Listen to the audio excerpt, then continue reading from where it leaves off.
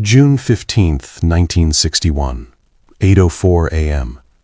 Mamie Johnson walked into her daughter's bedroom. Ruthie wasn't there. The bed was made. The window was open. And sitting on the pillow was a note. Not a note from Ruthie. A note to Bumpy.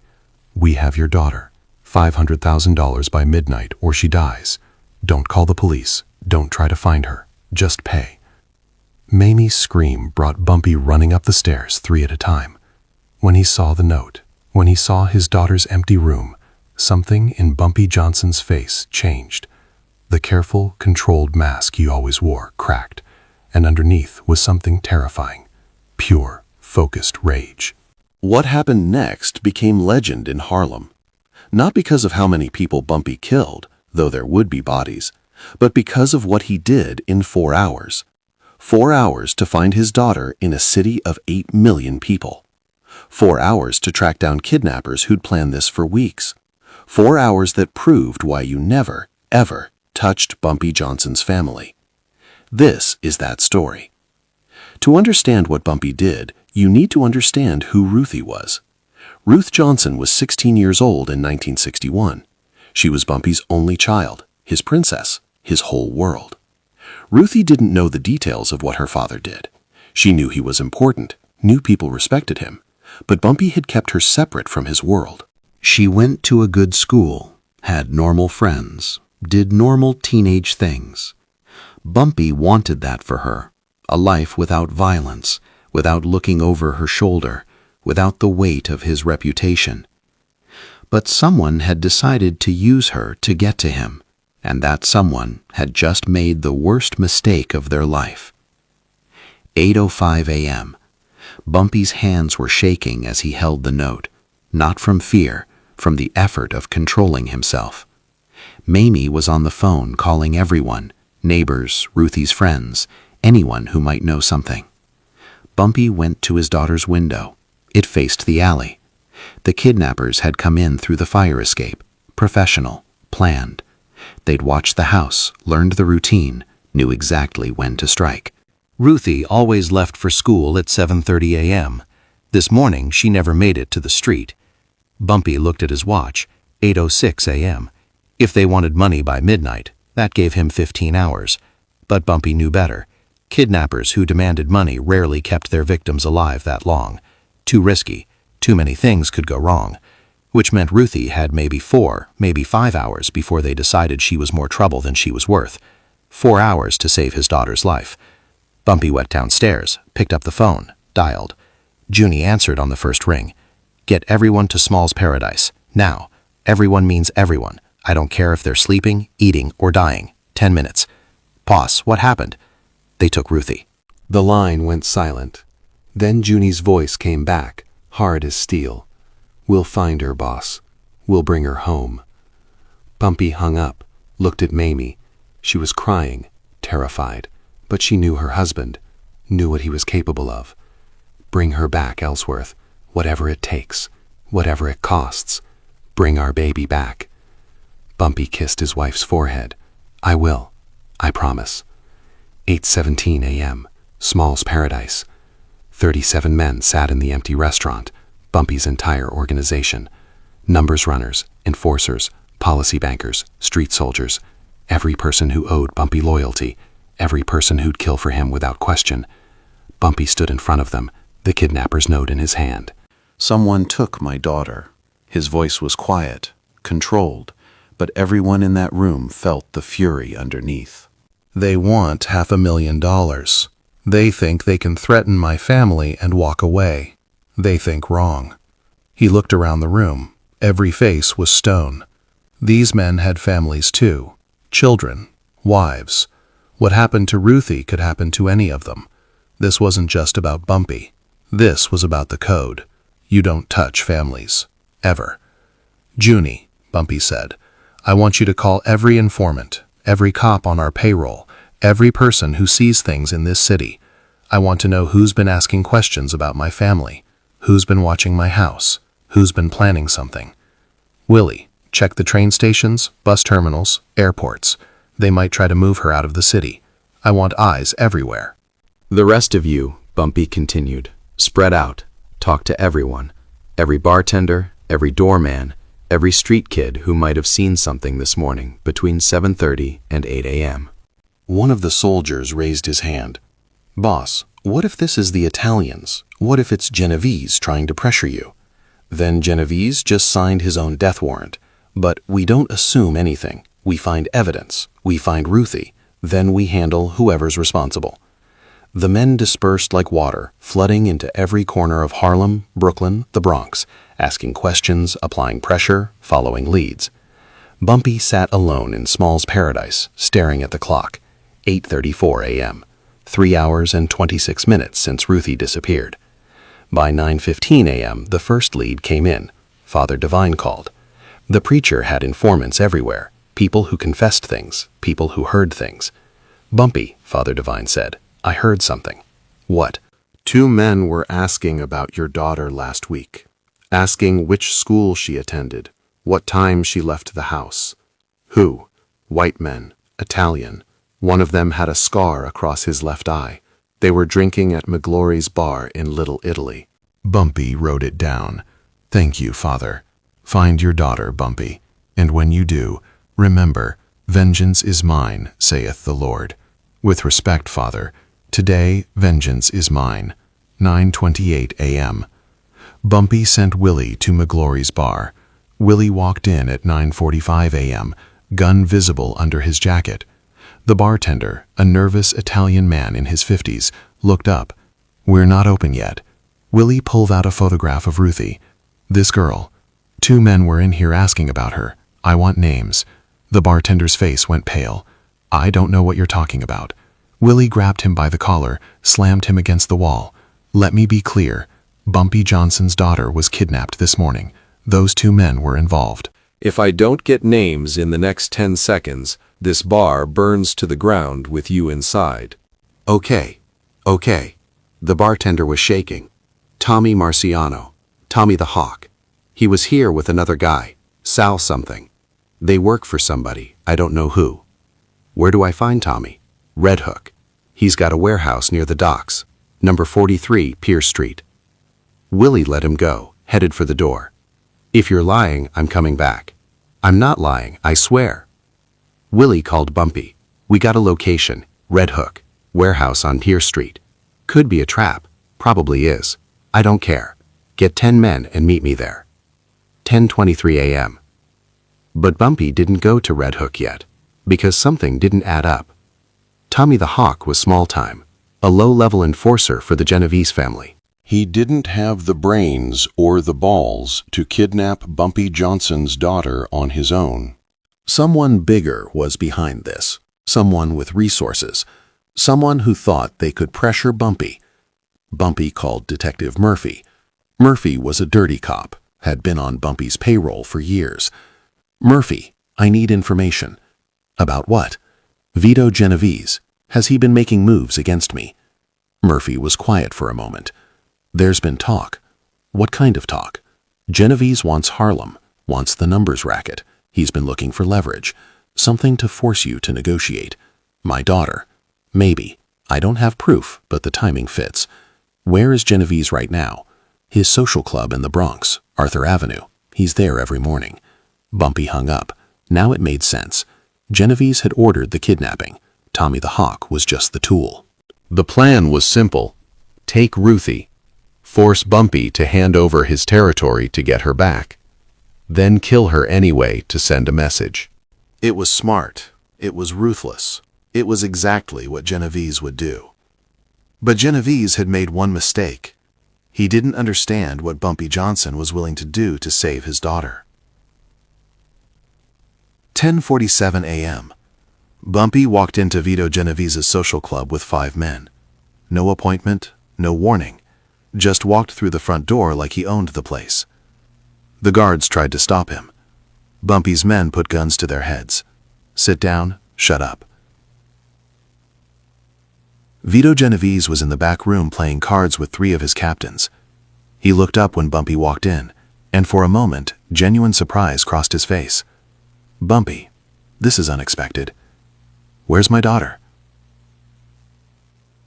Genovese set down his cards slowly. I don't know what you're talking about.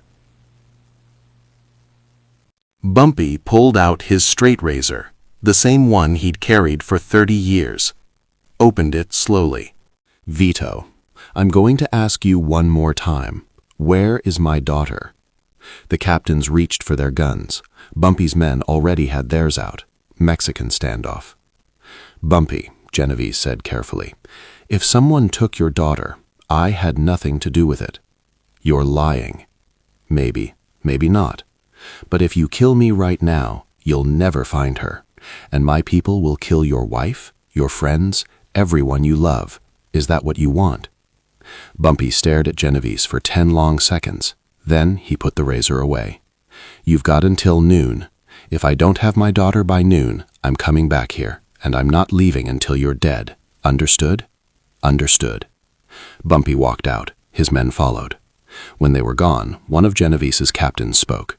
Boss, you want us to handle this? Genevieve shook his head. No, let Tommy finish it. If Bumpy's daughter dies, Bumpy will be too broken to fight. We'll take Harlem without firing a shot. But if Tommy kills her before noon, boss, Bumpy will come back here. I know. That's why we're leaving. Get the car. Bumpy stood outside the social club, thinking. Genevieve had confirmed it with his silence. He was behind the kidnapping, but he wasn't going to give up Ruthie's location, which meant the Red Hook warehouse was the only lead. 11:03 a.m. Bumpy's watch read 11:03, 3 hours and 33 minutes since Ruthie was taken. He'd promised Mamie he'd bring their daughter home. He'd promised himself he'd make the kidnappers pay. Time to keep both promises. Junie pulled up in a car with 10 men. Boss, we're ready. Bumpy looked at his crew. These men were soldiers. They'd follow him into hell if he asked. Today, he was asking. Red Hook, Warehouse 43. We go in quiet. We get Ruthie out alive. Then we kill everyone inside. No mercy. No prisoners. No witnesses. What if it's a trap? Then we spring it. 11:31 a.m. Red Hook, Brooklyn. The warehouse district was abandoned this time of morning. Pier Street was deserted, except for seagulls and the smell of rotting fish from the docks. Warehouse 43 was a 3-story brick building with barred windows and one entrance. Bumpy's men surrounded it. Willie climbed to the roof. Junie covered the back exit. Bumpy and 5 others went through the front door. Inside was dark, crates stacked to the ceiling, dust in the air, the sound of water dripping somewhere, and voices, male voices coming from upstairs. Bumpy moved silently up the stairs, his men behind him. The voices got louder. Come on, Tommy, just kill her already. We got what we need. Genevieve said to wait for the money. Screw the money. This girl's trouble. Her old man's probably tearing the city apart looking for her. That's the point, you idiot. When he pays, we kill her anyway. Sends a message. Bumpy reached the 2nd floor, saw a door, light coming from underneath. He pressed his ear against it, heard his daughter's voice. Please, just let me go. I won't tell anyone, I promise. Shut up. One more word, and I'll cut out your tongue. Bumpy's hand gripped the doorknob. He looked at his men. On 3.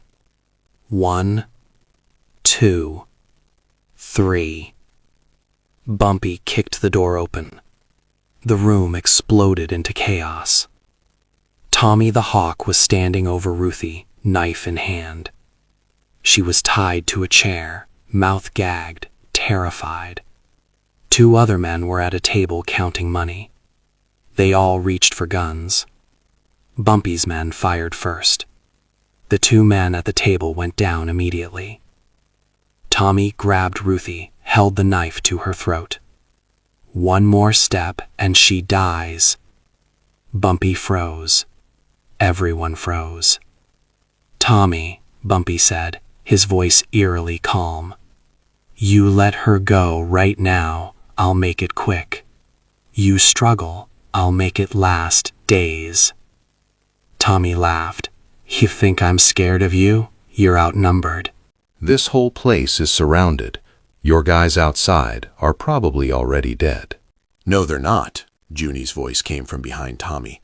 He'd come up the back stairs, gun pointed at Tommy's head. You're the one who's outnumbered. Tommy's eyes darted between Bumpy and Junie. He was trapped, knew it, but he was also desperate. I'll kill her. I swear I'll kill her. Then you'll die 1 second later, Bumpy said, and it won't be a bullet. It'll be my hands. I'll strangle you so slowly you'll beg for death. Your choice, Tommy. Die quick or die slow. Tommy's hand shook. The knife pressed harder against Ruthie's throat. A thin line of blood appeared. Bumpy's eyes went dead. That was a mistake. In one fluid motion, Bumpy pulled a gun from his waistband and shot Tommy in the right shoulder, the same shoulder holding the knife.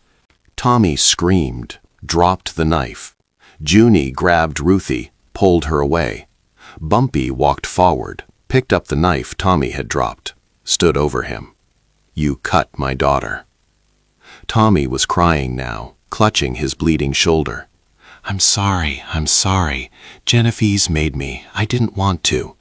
Bumpy knelt down, looked Tommy in the eyes. I know, but you did it anyway, and now you pay. What happened next, Bumpy's men never spoke about. But when they walked out of that warehouse 15 minutes later, Tommy the Hawk was dead. The other 2 kidnappers were dead, and Bumpy Johnson was carrying his daughter in his arms. 11:52 a.m. Ruthie was traumatized but alive. Bumpy held her in the back of the car as Junie drove them home. She cried into his chest.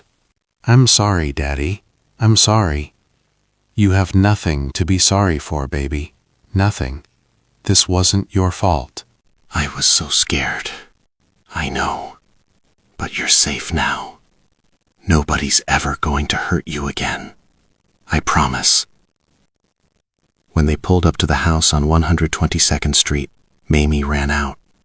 She saw Ruthie alive, broke down sobbing, grabbed her daughter, held her like she'd never let go. Bumpy watched them, his wife and daughter, the 2 people he loved more than anything. He'd gotten Ruthie back, kept his promise, but he wasn't done. 12:14 p.m. Bumpy called Frank Costello. Frank, I need to talk to Genevieve. That's not a good idea right now, Bumpy. I just pulled my daughter out of a warehouse where Genevieve's men were holding her hostage. One of them cut her throat. So I'm going to talk to Genevieve. The only question is whether it's a conversation or an execution. Frank Costello sighed on the other end of the line. Where do you want to meet? Neutral ground? Your place. 1 hour. Bumpy hung up. He kissed Ruthie's forehead, told Mamie he'd be back soon, and left. He had one more promise to keep. The promise he'd made to himself in that warehouse. Someone was going to pay for what happened to his daughter.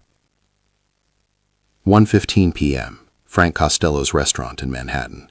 The place was empty, except for Frank sitting at a corner table. 2 bodyguards stood by the door. Bumpy walked in alone. The bodyguards moved to frisk him. Frank waved them off, let him through. Bumpy sat down across from Frank. Frank poured 2 glasses of whiskey, slid one to Bumpy. I heard you got your daughter back. I'm glad. Thank you for setting up this meeting. I didn't have a choice. If I hadn't, you would have started a war. Still might. Bumpy took a sip of whiskey. Genevieve tried to use my daughter to take my territory. Frank nodded slowly. I know. And that can never happen again. If it does, I'll kill him. I'll kill everyone in his organization. I'll burn his empire to the ground. Frank studied Bumpy's face. You mean that? Every word. Frank leaned back. Vito made a mistake. A big one. But he's still a boss of one of the 5 families. You can't just kill him without consequences. Then what do you suggest? Frank was quiet for a moment, thinking. You want justice for what happened to your daughter. I understand that. But if you kill Genevieve, you start a war with the Italians. Everybody loses. So here's what I propose. A sit-down. You, me, Genevieve, and the other bosses. We make it official. What Genevieve did violated the rules. Families are off limits. Everyone agrees on that. We make him apologize, publicly, in front of the commission, and we make him pay restitution. How much? $500,000, the exact amount he demanded as ransom. Bumpy thought about it. That's the money. What about the blood? 3 men are already dead. Tommy the Hawk and his crew. That should be enough. Bumpy shook his head. It's not. What else do you want? I want Geneviese's word, in front of everyone, that he'll never touch my family again, that Harlem stays independent, that this ends here, and I want him to look me in the eye when he says it. Frank nodded. I can arrange that. When? Tomorrow, 2 p.m., the Ravenite Social Club. All 5 families will be there. If Geneviese refuses, then you'll have my blessing to do what you need to do. Bumpy stood up, extended his hand. Thank you, Frank. Frank shook it. Your daughter's lucky to have you as a father. I'm lucky to have her as a daughter. That's why I'll kill anyone who threatens her. Remember that. June 16, 1961, 2 p.m. The Ravenite Social Club, Little Italy. This was where the commission met. The 5 families of New York, the most powerful organized crime organization in America. Bumpy Johnson walked into the room alone. Every eye turned to him. At the table sat 5 men. Frank Costello, representing the Luciano family. Carlo Gambino, of the Gambino family. Tommy Lucchese, of the Lucchese family. Joe Bonanno, of the Bonanno family. And Vito Genovese, of the Genovese family. Genovese looked at Bumpy with cold hatred. Bumpy stared back, his face carved from stone. Sit down, Mr. Johnson, Frank said. Bumpy sat at the opposite end of the table from Genovese. Frank cleared his throat. We're here to discuss the incident involving Mr. Johnson's daughter. Vito, you want to explain yourself? Genovese leaned forward. It was business, nothing personal. My daughter is 16 years old. She has nothing to do with business. Genovese shrugged. In our world, everything's business. Leverage is leverage. Bumpy's hands clenched into fists under the table. Carlo Gambino spoke up. Vito, that's not how we operate. Families are off limits. We agreed on that years ago. Children, wives, they're not part of this life. Times change, Genovese said. No, Frank interrupted. Rules don't change. You violated the code. Now you pay. How much? Genovese asked. $500,000, Bumpy said. The exact amount you demanded. Genovese laughed. You want me to pay you? You kidnapped my daughter, tried to extort me, got 3 of your men killed. Yeah, I want you to pay. And I want your word that my family is untouchable, that you'll never try this again. Genovese's smile disappeared. I don't take orders from you.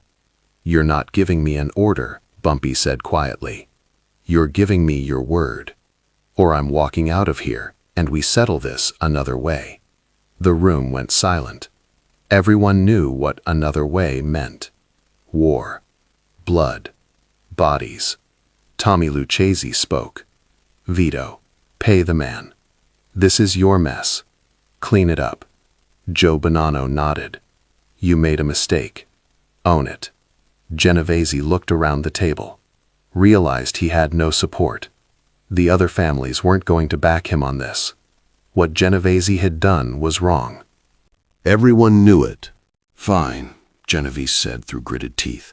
I'll pay. $500,000. And your word, Bumpy pressed, that my family is untouchable. Genovese stared at Bumpy with pure hatred. You have my word. Say it properly, in front of everyone, so there's no confusion. Genovese's jaw clenched.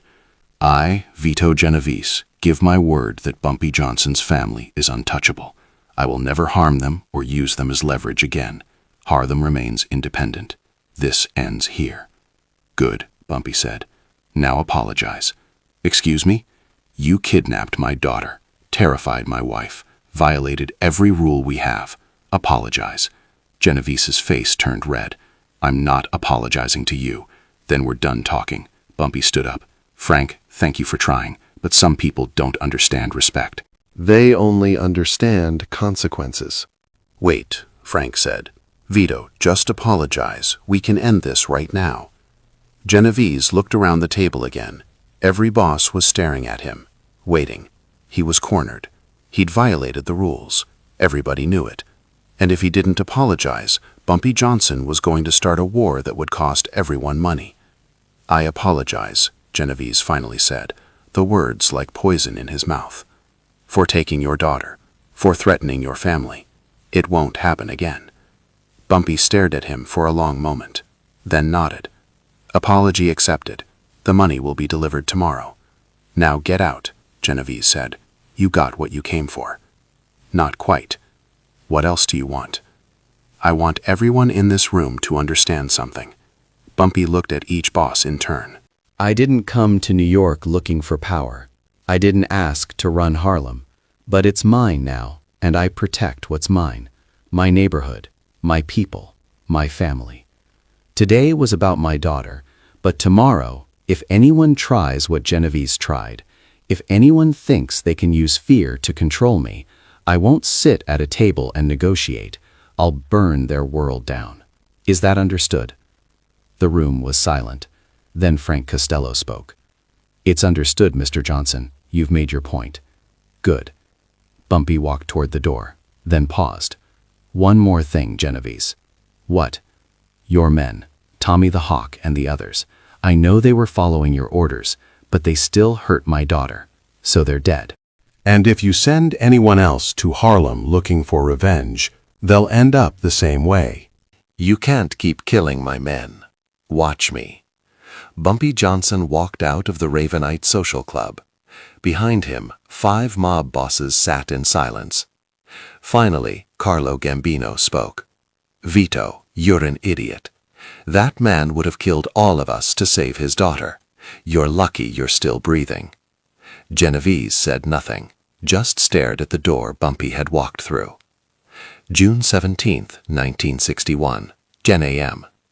A courier arrived at Bumpy's house with a briefcase. Inside was $500,000 in cash, the exact amount Genovese had demanded as ransom. Bumpy counted it, then called Frank Costello. I got the money. Good. What are you going to do with it? Bumpy looked at Ruthie sitting in the living room with Mamie. His daughter was still shaken, still recovering, but alive. I'm starting a scholarship fund for kids in Harlem who want to go to college, in Ruthie's name. So something good comes from something terrible. Frank smiled on the other end of the line. You're a better man than most people think, Bumpy. I'm not a good man, Frank. I'm just a father. Same thing. Within a month, the Ruthie Johnson Scholarship Fund was established. It sent 23 kids to college that first year. Over the next decade, it would send hundreds more. Every scholarship recipient received a letter with their acceptance. It said, "This scholarship is funded by people who believe every child deserves a chance. Work hard. Make your family proud." And remember, education is the most powerful weapon you can use to change the world. The letter was unsigned, but everyone in Harlem knew who wrote it. Years later, in 1975, a young woman named Grace Washington stood at a podium accepting her doctorate in medicine from Columbia University. She was the first person in her family to go to college, the first to become a doctor. During her speech, she said something that made the audience stand and applaud. I wouldn't be here today without the Ruthie Johnson Scholarship. I was a poor kid from Harlem with no hope, but someone believed in me. Someone I never met gave me a chance. And I want every young person here to know, sometimes the people who save us aren't the ones we expect. Sometimes they're people the world calls criminals, but I call them heroes.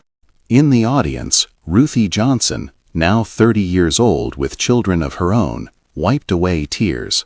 After the ceremony, Grace found her. You're Ruthie Johnson, Grace said. The scholarship is named after you. Ruthie nodded. My father started it. After something bad happened to me, he wanted good to come from it. Your father saved my life. He saved hundreds of lives. Thank you. Ruthie smiled.